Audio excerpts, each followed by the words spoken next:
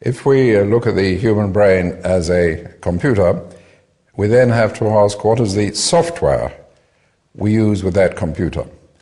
Well, in general, the software, at least of Western civilization, was originally designed 2,400 years ago by the Greek Gang of Three, the GG3, who were, of course, Socrates, Plato, Aristotle.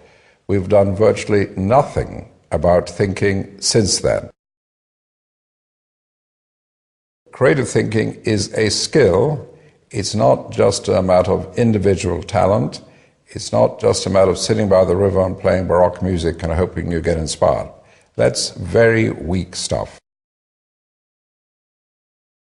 2,000 years ago, China was way ahead of the West in science and technology.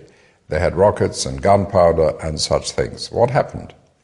What happened, the scholars in China started to believe that you could move from certainty to certainty, and as a result, they never developed the possibilities system, never developed hypothesis, speculation, imagination. Progress came to a dead end.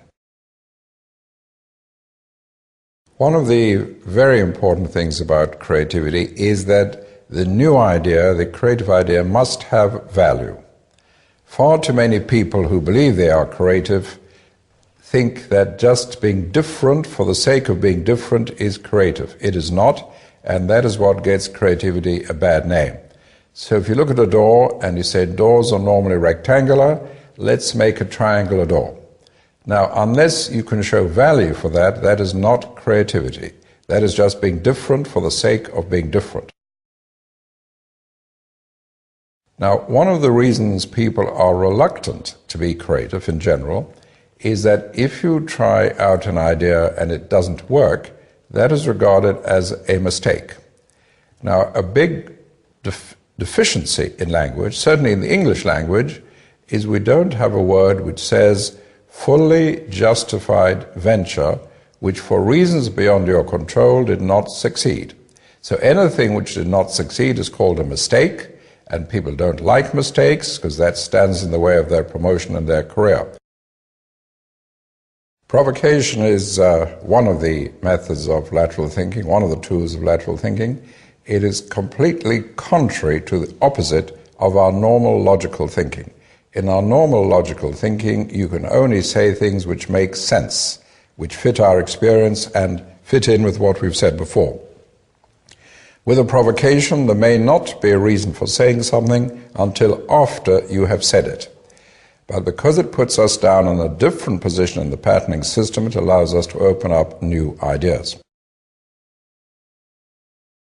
Thinking outside the box means thinking for unusual ideas, being creative.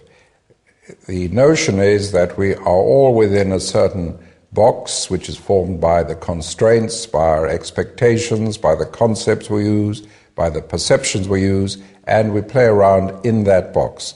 So thinking outside the box means escaping from, breaking out of the box to change concepts, change perceptions, change constraints, change rules, and develop new ideas. It means developing an idea which would not have been expected in our usual behavior, in our usual thinking.